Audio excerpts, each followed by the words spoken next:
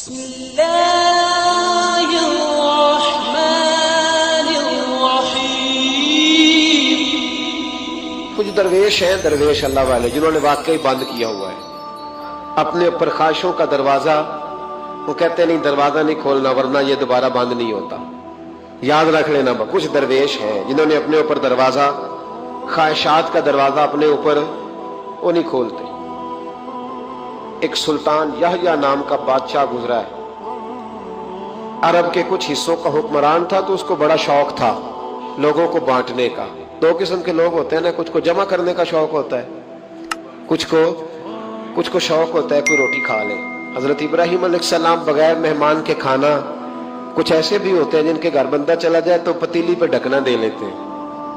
اپنا اپنا فرق ہے نا جی، ہر آدمی کا اپنا اپنا ذوق ہے، منت کرتے ہیں کسی کی۔ مجھے بڑی بات پسند ہے شیخ سعدی کی، قرضے لے لے کے مہمان نوازی کرتے تھے۔ ایک دن سارے مقروض کٹھے ہو گئے، کہنے لگے بابے پیسے دے۔ بابا جی کہتے ہیں وہ پیسے مانگ رہے ہیں، مجھے ٹینشن ہے کہ انہوں نے کھوایا کچھ نہیں، مجھے پریشانی لگی۔ ایک بچہ کوئی چیز بیچ رہا تھا، وہ کھیل مرونڈا نہیں بیچتے بچے، وہ بیچ رہا تھا تو آ گیا، کہنے لگا لینی ہے؟ تو بابا جی کہنے لگے میرے مہمانوں کو کھلا دے ساری۔ بچہ بھی راضی ہو گیا کہ سارا اکٹھا ہی گاہک مل گیا ہے، تو سارا جب کھلا دیا کہنے لگا پیسے؟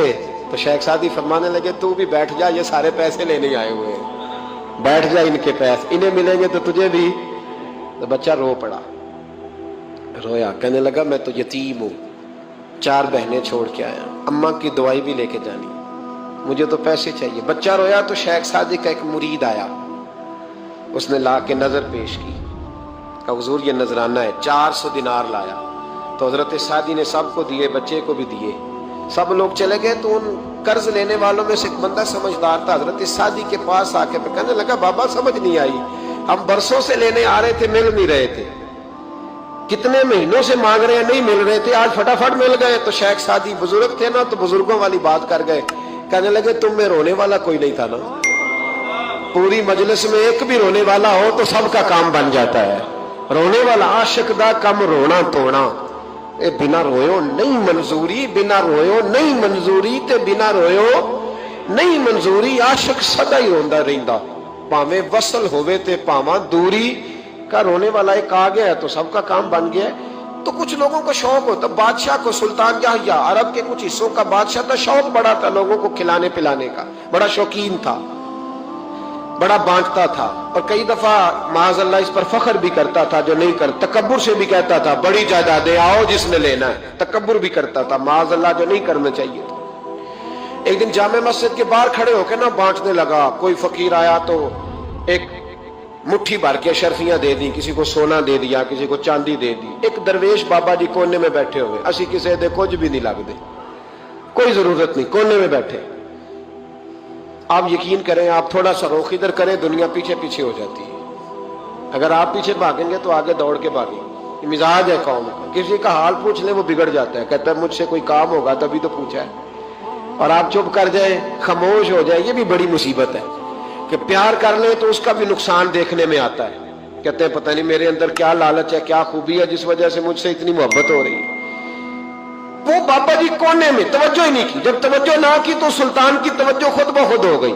سلطان یحییٰ کہنے لگے بابا کوئی قابل توجہ آدمی ہے، سب لوگ لائنوں میں لگے ہوئے بھاگ رہے ہیں، بادشاہ آیا ہے، یہاں تو شادی پہ کھانا کھل جائے تو بڑے بڑے امیروں کا پتہ چل جاتا ہے کہ بننے کیا لگا ہے۔ کہتے پتہ نہیں دوبارہ چھوٹے گوشت کی ٹرے آئے گی کہ نہیں آئے گی، اور اتنا سارا رکھ لیتے ہیں کہ الامان والحفیظ، بڑے بڑے امیروں کے پول کھل جاتے ہیں، پتہ چلتا ہے کتنے تگڑے امیر ہیں۔ تو جب اس نے کہا شرفیاں، سونے، ہیرے، جواہرات، تو جو نہیں تھے فقیر وہ بھی لائنوں میں لگ گئے، لیکن وہ فقیر پھٹے پرانے کپڑے، سانو تخت ہزارے دی لوڑ کیے، نالے کی لگے شہر ببول دے نال، اسی اپنی بال کے سیکنے، سانو کی لگے کسی اور دے نال۔ اور اقبال نے اس کی تشریح کی، اقبال کہنے لگے ہوا گو تند و تیز ہے لیکن چراغ اپنا جلا رہا ہے۔ ہوا گو تند و تیز ہے، تیز ہوا میں چراغ نہیں جلتے، ہوا گو تند و تیز ہے لیکن چراغ اپنا جلا رہا ہے۔ وہ مرد درویش حق نے جس کو عطا کیے ہیں انداز خسروانہ، فرماتے ہیں جسے اللہ نے بے نیازی دے دی، لالچ سے دور کر لیا، وہ کسی کی پرواہ वो अपना चिराग जलाता है, अपनी मिट्टी पे चलने का सलीका सीखो। संगे मर पे चलोगे तो फिसल जाओगे। वो बाबा बैठा है तो बादशाह कहने लगा इसे भी बुलाओ। बाबे को बुलाया, कहने लगा तुझे कुछ नहीं चाहिए? बाबा कहने लगा चाहिए तो बड़ा कुछ, पर तुझसे नहीं चाहिए। कहा किससे चाहिए? फरमाया उससे चाहिए जो दे के हिसाब नहीं पूछता, बगैर हिसाब देता है, उससे चाहिए। कहने लगा नहीं, दरवाजा खुला है, तू भी ले ले। बाबा कहने लगा मैं ले तो लूं पर तू दे कुछ नहीं ना सकता। बादशाह को गुस्सा आया, अकड़ थी, तकब्बुर था। कहने लगा तू क्यों नहीं मैं दे सकता, तू सवाल कर। तो बाबे ने साथ वाले फकीर से लकड़ी का काला प्याला पकड़ा, होते ना फकीरों के पास मांग, लकड़ी का काला प्याला। तो कहा लो दे दो कुछ। उसने फौरी तौर पर सोने की अशरफियां मुट्ठी भरी और लकड़ी के प्याले में डाली। अब जब प्याले में डाली तो कड़ कड़ की आवाज तो आई, पर पता नहीं वो किधर गई सारी अशरफियां। दूसरी मुट्ठी डाली तो फिर कड़ कड़ की आवाज आई, पर अशरफियां किधर गई कोई पता नहीं चला। तीसरी, चौथी, पांचवी, बाबे का प्याला खाली का खाली। 2 दफा भी, 4 दफा भी। ये बादशाह लोग जिद्दी होते हैं, मानते नहीं जल्दी। जो मैंने किसी ने बता दिया होता है ना सारा कुछ तुम ही हो, अड़ जाते हैं। हाँ, जो जिस मनसब पे भी बादशाह होता है अड़ जाता है। उसने कहा मैं भी जिद्दी हूं, प्याला भर के छोड़ना है। एक बोरी मंगा ली, दूसरी मंगा ली, तीसरी मंगा लिया। बाबा खुश है, मुतमईन है, चलो डालो, तुमने कहा था मिलेंगी। अब वो मुट्ठी डालता, कभी अशरफियां, कभी हीरे, कभी चांदी, पर पता नहीं किधर जाती। बिल आखिर आहिस्ता आहिस्ता बैक होने लग गया। वजीर कहने लगा बादशाह पीछे से बोरियां खत्म हो गई हैं, अब नई मंगाने लगेंगी, पीछे कोई चीज भी नहीं, खत्म हो गया सारा कुछ। इंसान किसी को क्या दे सकता है? क्या हाँ वो इंसान बड़ा नवाजते हैं जिनके पास खजाने भी अल्लाह के दिए हुए होते हैं, वो नवाजते हैं लोगों, वो नवाजते। कहा तू क्या दे सकता है? बादशाह जब तंग आ गया ना बादशाह, तो घोड़े से नीचे उतर आया और बाबे के पैरों में बैठ के कहने लगा बाबा ये प्याला है किस बला का नाम? नीचे कौन सा कुआं है कि जो कुआं जो नीचे गिराता ही जाता है और जो भरता ही नहीं है? तो अब बादशाह का हाथ रुका तो बाबे ने प्याला छोड़ दिया और बड़ा कीमती लफ्ज कहा। बाबा कहने लगा बादशाह ये इंसानी ख्वाहिशात का प्याला है, ये इंसान की ख्वाहिशों का प्याला है, ये लालच का प्याला है, ये कभी भर सकता। इंसान कभी कहता है या अल्लाह अपना मकान दे दे, बड़ा राजी हूं, उसे अपना मिल जाता है, फिर कहता है नहीं सोसाइटी में होना चाहिए। फिर सोसाइटी में अल्लाह देता है तो कहता है 5 मरले का छोटा है, इसके नफ्स का प्याला कभी भरता। नबी पाक अलैहिस्सलाम ने फरमाया था उस ख्वाहिश के पीछे ना लगना जो तुम्हें नई ख्वाहिश में डाल दे। कोई नहीं समझ आई बात, किया बड़ी बात कर दी हुजूर ने एक जुमले। मुस्नद इमाम अहमद बिन नंबल में हदीस है, फरमाया उस ख्वाहिश के पीछे ना लगना जो तुम्हें एक नई ख्वाहिश में डाल दे, उसके पीछे ना लगना। और फरमाया उस ख्वाहिश के पीछे ना लगना जो तुम्हें बेजा ख्वाहिशों के पीछे लगा दे। लोगों के लल्ले तलल्ले, परेशानियां, आजमाइशें, लालच, हवस, वो परेशानी वो इतनी ओढ़ ली है लोगों ने कि दिलों से तकवा, रूहानियत, इबादत, दर्द, ज़ौक़, शौक खत्म हो गया। दुनिया ही दुनिया बची है, दौलत ही दौलत बची है, बाकी हर चीज को नफ्स का सांप डस गया। मुअत्तज़ इब्न जौज़ी रहमतुल्लाह अलैह फरमाते मेरे शहर का एक मालदार शख्स था तो एक बड़ी नागन खरीद के लाया। नागन सोने का अंडा देती थी नागन, पर अंडा सोने का अंडा देती थी। उसके बाल बच्चों ने भी, एक ही बेटा था, बीवी थी, उन्होंने कहा अब्बा ये नागन है, इसका काम दसना है, तो तू ख्याल कर। क्या कहा था हज़रत सुल्तान बाहू ने? खारे खूह कदी मिठे नहीं थींदे, भावे सै मना गुड़ पाइए, ते सप्पां दे पुत कदी मिठ नहीं थींदे, भावे चूलियां दूध पियाइए। इसकी फितरत में डसना है।